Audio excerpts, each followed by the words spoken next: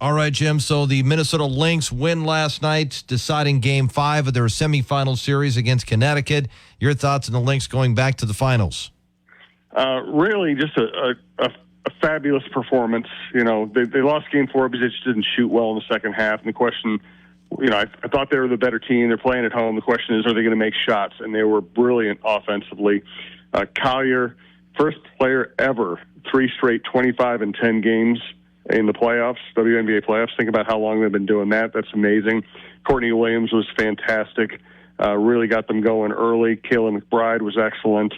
And, you know, that's kind of the 3 best players played like champions, and they end up winning easily. Connecticut couldn't get anything going offensively against the Lynx early, got frustrated, made one run in the third quarter. But even when they made their run, they were holding the Lynx down, but they weren't scoring enough. So, you know, the good stuff we saw from the Lynx all year ended up showing up last night. Excellent connected team defense, efficient offense, shot making, and Collier playing like she's as good as anybody in the world.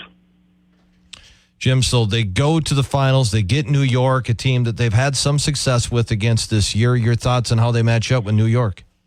They match up well. And, you know, Connecticut was a difficult matchup, and they ended up surviving it.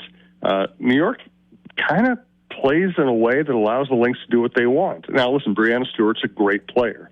You know, you could debate right now the way Collier's playing that one of those two is the second best player in the world behind A'ja Wilson. Breanna Stewart, I even as recently as a year ago, I thought was the best player in the world, but I think A'ja Wilson's had an amazing year. Sabrina Ionescu, great point guard, all-star, Olympian, can do it all, can shoot from deep, can run an offense. And, you know, and other than that, they have a really good team. But, you know, if Collier's as good as Stewart, and it appears right now she is at least as good as Stewart, and if Courtney Williams plays well and offsets Ionescu, the way the Lynx play and the way they get open three-point, I mean, so much of it is going to come down to making shots, making three-pointers. And you just don't know how it's going to go on a game-to-game basis. But if the Lynx shoot well, I think they match up really well with this team. You know, before the season started, we talked about could this even be a playoff team, and here they are in the WNBA Finals. It's really a stunning achievement. This is, you know, Cheryl Reeve was already going to be a first ballot Hall of Famer. She won her titles with teams that had 4 or 5 obvious Hall of Famers on them, and now she has 1 Hall of Famer on this team and 1 occasional All-Star, and they're playing at just as high a rate as those championship teams did. And you just look at the team. There's not that much star power. You know, anybody could have signed Courtney Williams. Anybody could have signed Alana Smith. There are only 5 players back from last year from a team that was not good. To remake a team on the fly while getting nothing out of your last 2 first-round draft choices, to bring in players who were not stars, and to have your team go from middle of the pack, maybe below average, to having a chance to win the championship. It's one of the best and most remarkable stories we've seen in Minnesota in a long time. Jim, in the baseball playoffs yesterday, the National League Divisional Series, home teams won yesterday, so that means the Mets, the Padres, both victories, and they got a chance to close out those series at home. Yeah, and the Padres-Dodgers series has been very contentious, very emotional. The Padres are just, you know, they're showing what that used to be a football town that kind of paid a little attention to the Padres. Now it is a Padres town, in part because the NFL left, but even before that, the Padres really, with the ballpark right downtown near the Gaslight District, bringing in superstars, the owner going nuts. I mean, you know, that's what you could dream about for the Twins is ownership that says, okay, we're going to take a chance. We may lose money, but we're going to kind of bring stars in and see what happens. The Padres are kind of a great story, and they beat the Dodgers last night. Dodgers, the flip side of that, you can spend $1 billion and not win World Series or win one every 40 years or so, because you need people to stay healthy, you need luck, you need your pitching to hold up, and those things are not happening once again for the Dodgers. Padres look like the better team at the moment. Mets are playing great, and they have a chance to close out a very good Phillies team. The playoffs have been spectacular. They really have. I got to be. I might have said it to you before. The Twins were so pathetic for the last month of the season. It really soured me on watching baseball. But these playoffs have brought me back. They've been the crowds, the emotion, the drama. It's been fantastic. And we, of course, got a taste with that last year in the playoffs after the Twins had some time off from playing in the playoffs. But, yeah, to get victories and, get by the Blue Jays last year was so fun. And I guess the hope was they could get back into it this year. But, the teams that are playing right now, they're playing really good baseball. Yeah, and I know so many Twins fans want it to be all about money. Money can help you be competitive. It doesn't necessarily lead directly to championships. I know people want to believe that it does. The Royals and the Tigers are playing as well as anybody. They do not have high payrolls. They're relying on young players. The Tigers traded away instead of trading for at the trading deadline. You need your core players to play well. The Twins saw a lot of their core players absolutely choke away in September. Royce Lewis, Ryan Jeffers, Matt Wallner all went into slumps when they needed them to win. And that stuff had nothing to do with money or trades or anything else. You need your best players to be your best players.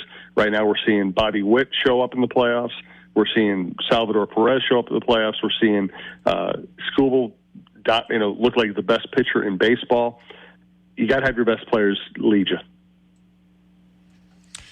Jim, some other things going on. The Minnesota Wild are going to open up their season at home tomorrow night. Your thoughts on this Wild team going up against Columbus? And are the Wild going to have 3 goaltenders on the roster to start the year? Yeah, so that's the plan, and that's going to be really interesting to watch. Marc-Andre Fleury has announced that this is his last year.